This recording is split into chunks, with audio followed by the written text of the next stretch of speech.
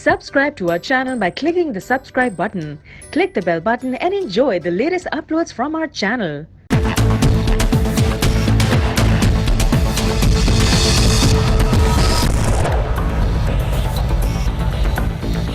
अम्मी अम्मी मुझे माफ कर दे अम्मी अम्मी आपको अल्लाह का वास्ता अम्मी चुप हो जा मेरे लाल, वरना मेरा कलेजा फट जाएगा। अब्बू अब्बू मुझे माफ कर दो अब्बू, मैंने आपका बहुत दिल दुखाया अब्बू, मुझे माफ कर दे अब्बू। बेटा माफी मांग के क्यों अपने माँ बाप को शर्मिंदा कर रहा?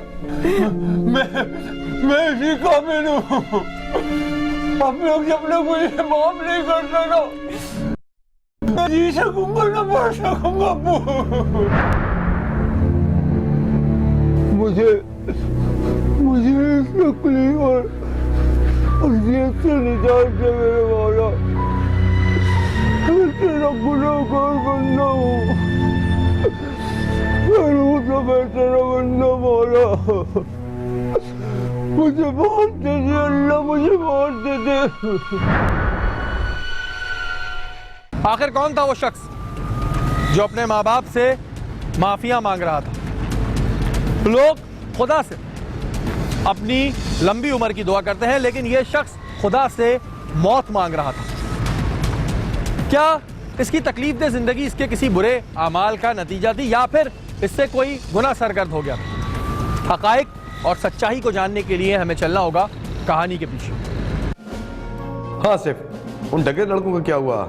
रिमांड मिला? यस सर, 7 दिन का रिमांड मिल गया। गुड। यासिर तुम कल दूसरी कोर्ट गए थे, तुम्हारे पास क्या अपडेट्स हैं? सर वो जिस फसी नामी शख्स पर करप्शन का केस चल रहा था वो भी उसी कोर्ट में आए हुए थे। यकीनन जज साहब ने कोई नई तारीख दे दी होगी। नहीं सर, आज उसके वकील ने बहुत ज़बरदस्त डिबेट की थी। फिर? सर एज यूजुअल जमानत पर उसे रिहा कर दिया। How is it possible?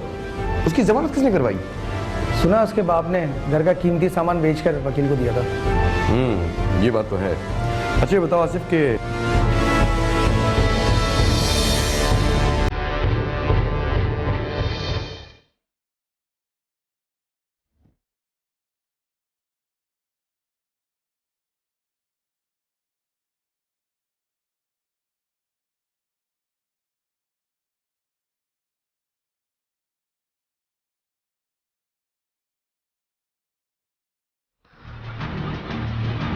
Aruba, Aruba, पति, पति, क्या हुआ पति? पति क्या हुआ? पति, उठो पति, पति, हेलो। तो उसे समझाना, ये भी तो उसी का घर है, फिर हमें छोड़कर क्यों जा रहे हैं?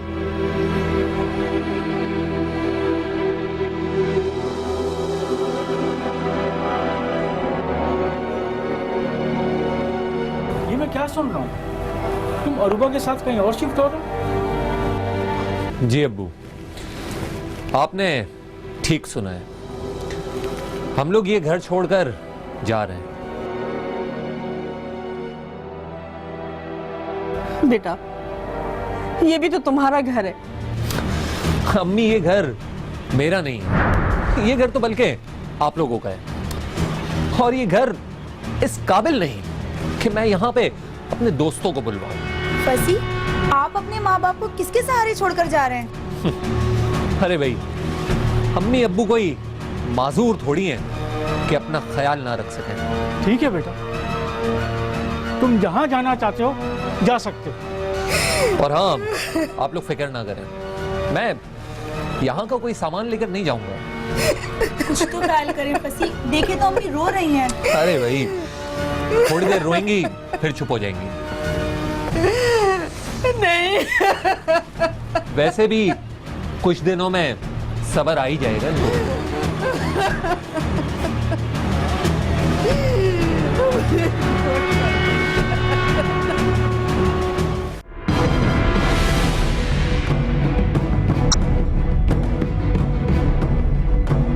फसी, मेरी बात मान लें और अम्मी अब्बू को छोड़ने का निकाल दें।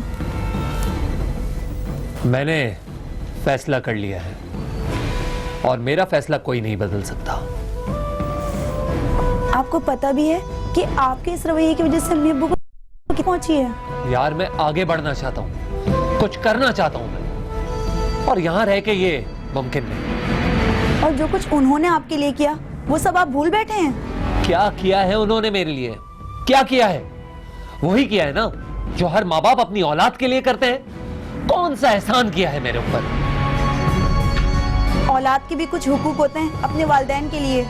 बस, ज्यादा लेक्चर देने की जरूरत नहीं है मुझे। अगर तुम्हें मेरे साथ चलना है तो तुम चलो, वरना मैं तुम्हें भी इनके साथ यहीं छोड़कर चला जाऊंगा।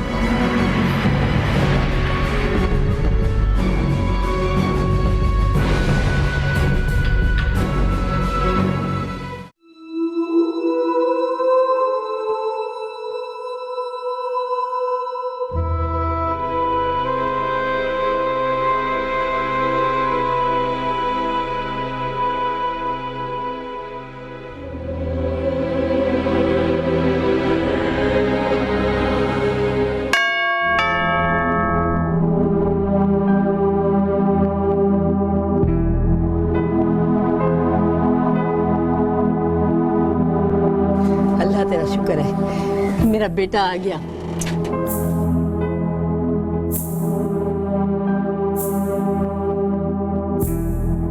जमानत हुई है, केस खत्म नहीं हुआ। अरे हाँ हाँ, वो भी हो जाएगा। वकील कह रहा है बहुत मुश्किल है, क्योंकि फसी ने पुलिस के सामने जो इंकशाफात किए हैं, अब वो इसे किसी नए केस में फंसाएंगे। बेटा कुछ दिन रुक जाओ ना यहाँ पे। हाँ बेटा, हमारे साथ रह लो।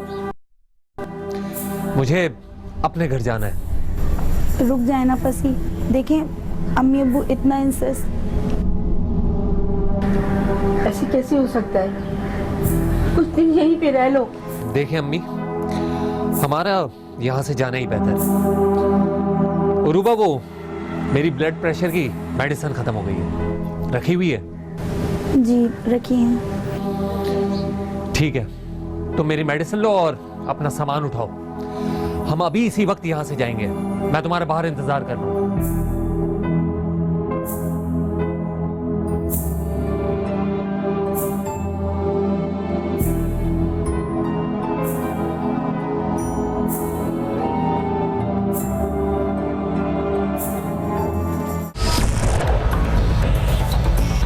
हमने देखा कि जमानत पर रिहा होने के बाद फसी पर फालिज का अटैक आया।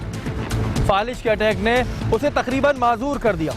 रोज बरोज उसकी तकलीफें कम हो जाने के बजाय बढ़ती रही। अब फसी को यही फिक्र थी कि क्या इस तकलीफ दे और दर्दनाक जिंदगी से उसे निजात मिलेगी या नहीं। अंजाम क्या हुआ, आइए देखते हैं।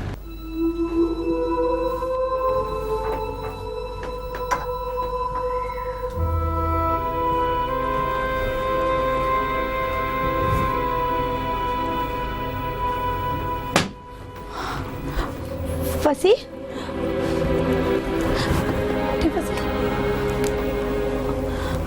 आपको कितनी बार कहा है कुछ भी चाहिए हो तो मुझे आवाज दें। आपको लगी तो नहीं? मैं तो बिल्कुल मोहताजों के रह गया हूँ। ऐसा नहीं सोचते फसी, मैं हूं ना आपके साथ। कब तक? अच्छा, अब आप ज्यादा सोचें मत। आप यहाँ आराम से बैठें, मैं बस चूल्हा बंद करके आती हूँ।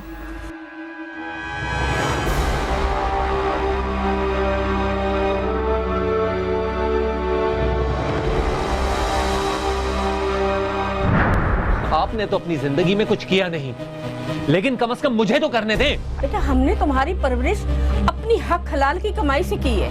अरे अम्मी, अब वो दौर नहीं है। और वैसे भी आप लोग जिसे हराम की कमाई समझ रहे हैं ना, वो नौकरी का एक हिस्सा है। आप लोग समझते क्यों नहीं है मेरी बात को? कुछ और कर लो बेटा, दुनिया में बहुत काम है करने को। आप मेरी बात साफ साफ सुन लें कि मैं ये नौकरी किसी कीमत पे नहीं छोड़ूंगा, चाहे इसके लिए मुझे आप लोगों को ही छोड़ना क्यों ना पड़ जाए।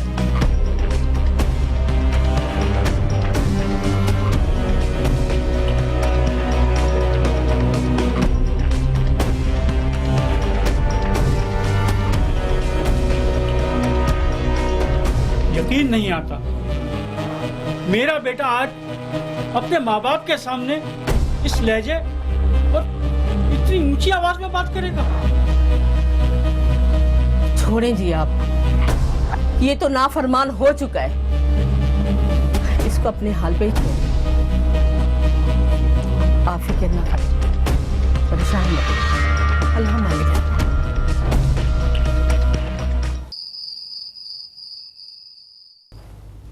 फसी, आपने अम्मी से बहुत बदतमीजी की है, बहुत दिल दुखा है उनका। आप तो सारा दिन ऑफिस में थे, सारा दिन रोती रही हैं वो। इतनी मुश्किल से ये नौकरी हाथ लगी है मैंने, ऐसे कैसे छोड़ दूं मैं इसको? अम्मी अब्बू ठीक कह रहे हैं, हराम का पैसा ज्यादा से रास नहीं आता। और आप जाएं, माफी मांगे अम्मी अब्बू से। माफी? मैं माफी मांगू? किस बात की माफी मांगू मैं उनसे? फसी, अल्लाह की लाठी बेआवाज होती है, डरो उस वक्त से।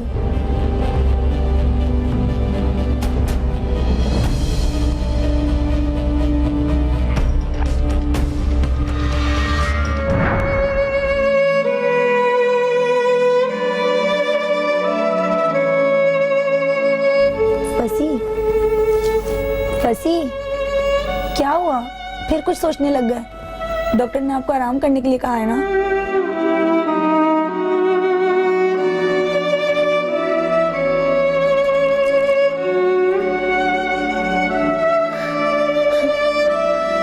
या अल्लाह, अल्लाह मेरा बेटा बहुत तकलीफ में है, मेरा मालिक इस पे रहम फरमा, इसको सेहत याब कर दे। अल्लाह ये अपने पैरों पे खड़ा हो जाए, मेरा बेटा बहुत तकलीफ में है। या अल्लाह इसको तकलीफ दिला दे, सेहतमंद कर दे, मेरा बेटा पहले जैसा हो जाए। या अल्लाह एक माँ की अरदास सुन ले।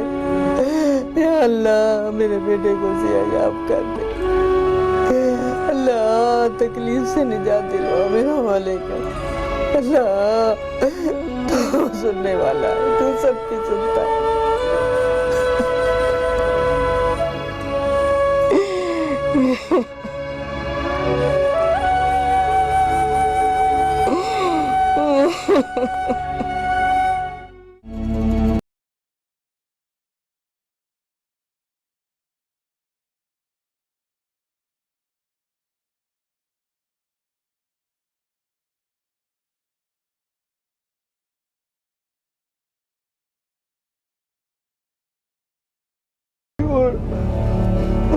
से निजात दे मेरे मौला, मैं तेरा गुनहगार बंदा हूँ, तो मैं तेरा बंदा मौला, मुझे बहुत दे दे अल्लाह, मुझे बहुत दे दे। तड़प तड़प कर नहीं जीना चाहता अल्लाह, मेरे मौला मुझे बहुत दे दे। फसी, फसी मत रोए फसी,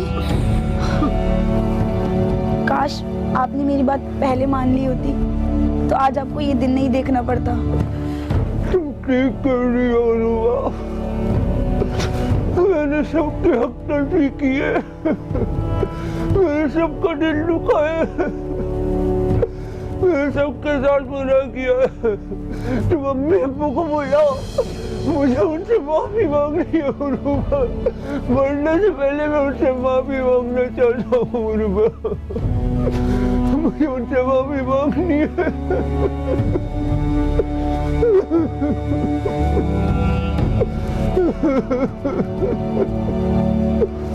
जी जी ठीक है फसी, आप चुप हो जाएं। बुलाओ, उन्हें बुलाओ। अम्मी, अम्मी मुझे माफ कर दे अम्मी, अम्मी आपको अल्लाह का वास्ता अम्मी। चुप हो जा मेरे लाल, वरना मेरा कलेजा फट जाएगा। अब्बू, अब्बू मुझे माफ कर दो अब्बू, मैंने आपको बहुत दुखाया अब्बू, मुझे माफ कर दे अब्बू। बेटा माफी मांग के क्यों अपने माँ बाप को शर्मिंदा कर रहा है? मैं इसी काबिल हूँ। अब लोग जब तक मुझे माफ नहीं करते ना, मैं ना जी सकूंगा ना पढ़ सकूंगा अब्बू। मैंने तुझे माफ किया बेटा। हाँ बेटा, मैंने भी तुझे माफ कर दिया। अम्मी, अम्मी, अम्मी, अम्मी,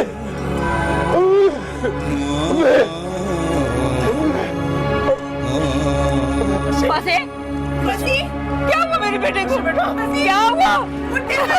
क्या हुआ मेरे बेटे को? मसी, मसी, क्या हुआ?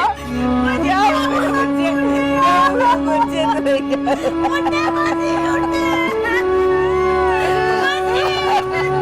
माँ बाप से औलाद की नाफरमानी की सजा उसे आखिरत में तो मिलती ही है, जिंदगी में भी मिल जाती है। हमारी आज की कहानी में भी कुछ ऐसा ही हुआ। एक नाफरमान बेटे को अल्लाह ताला ने ऐसी दर्दनाक सजा दी कि उसने जिंदगी में ही मौत की दुआ कर ली। हमें अपने वालिदैन का एहतराम करना चाहिए, मोहब्बत करनी चाहिए, क्योंकि हम अपनी सारी जिंदगी भी उनकी एक दिन की मेहनत का कर्ज नहीं उतार सकते। मैं देखता हूँ कुछ नाफरमान औलादें ऐसी होती हैं जो अपने माँ बाप को ओल्ड एज हाउस में छोड़ देती हैं। कुछ ऐसी होती हैं कि जब माँ बाप ज़ईफ़ हो जाते हैं तो उनसे बदतमीज़ी करने लगते हैं, उनकी बात को सुनते ही नहीं हैं। उनसे सिर्फ इतना कहना चाहता हूँ कि जब आप पैदा होते हैं तो आप इतने से होते हैं, फिर इतने होते हैं, फिर इतने होते हैं और फिर इतने होते हैं।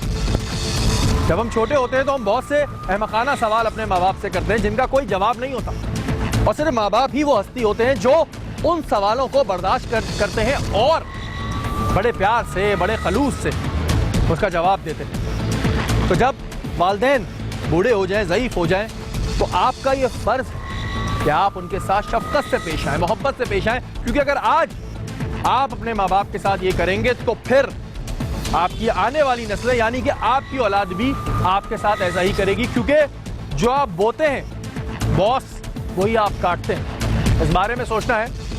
आप अगले हफ्ते फिर हाजिर होंगे कहानी के पीछे किसी नई कहानी के साथ। तब तक के लिए अपने मेज़बान शहरी को याद दीजिए, अल्लाह ने